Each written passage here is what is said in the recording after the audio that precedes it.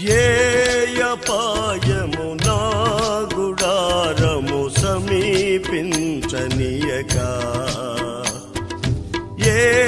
అపాయము నా గుడారము సమీపించనీయక, నా మార్గములన్నిటిలో నీవే ఆశ్రయమైనందున,